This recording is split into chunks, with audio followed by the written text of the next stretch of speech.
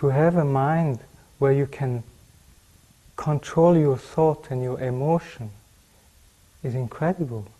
Without speaking about getting spiritual realization, just to be able to say stop to the thought when you want, to say stop to the emotion when you want, to have that capacity to be master of your own mind, to be able to say, oh, these thoughts stop, these emotions stop, now I have enough of you, and to be, whenever you want, you can stay still, So to have this capacity is an incredible, peace of mind, an incredible advantage. Suddenly you become master of your own mind. If you want to develop any qualities of mind, you need some mindfulness, some continuity in what meditation you do. For example, you meditate on love. If your mind of meditating on love gets constantly interrupted by other thoughts, there's no way that you will have the ability to develop a strong love. Same thing if you meditate about the nature of reality, how things really exist. If you have this inquiring mind which follows a stream of thought and wants to reach a conclusion and stay on it, you have to have had a concentrated mind which is able to follow the analysis without being distracted. And once you reach a conclusion, to look at it and see what it implies. You must be able to stay on the conclusion of your analysis and see what it implies, how it changes your whole worldview, based on that conclusion you have reached. So in order for that to function, again, you need to have a calm mind.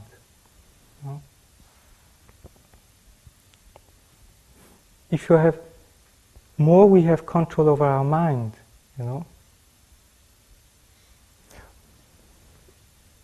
What happens is that instead of going constantly up and down like a yo-yo, being overly excited when something good happens and completely depressed when things go wrong, our usual mind, So with concentration, your mind becomes much more even.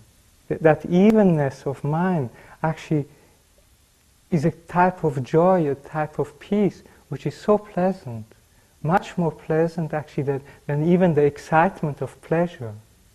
To have this still inside, is much more pleasant than having good news and good things happening out there. With time, we see that what we call pleasure, excitement, actually is a form of suffering. It's not real happiness, it's excitement, and it's like boiling water. There's no peace, no serenity in what we call pleasure. But this we see by practicing. So that's why I think effort put into concentration, into developing calm abiding, I think is very important. And we can do that in everyday life. It doesn't need necessarily to go into retreat to do that.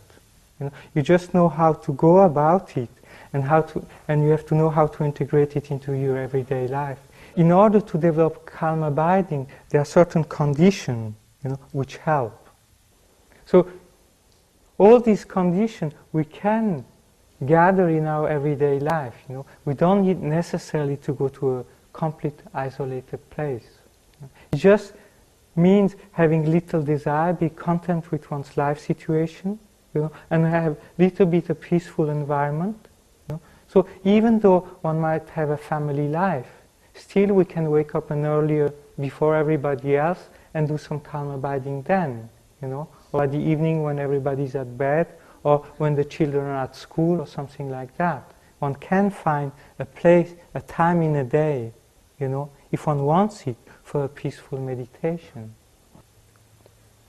So the first is to have, wishing to do the meditation, by seeing its advantage, then developing the determination, I'm going to do it, and for such amount of time I'm not going to lose the object, and then is to develop the mindfulness of holding the object without losing it, and once you're able to do that, then you use introspection to check the quality of your concentration, and then to make it more precise.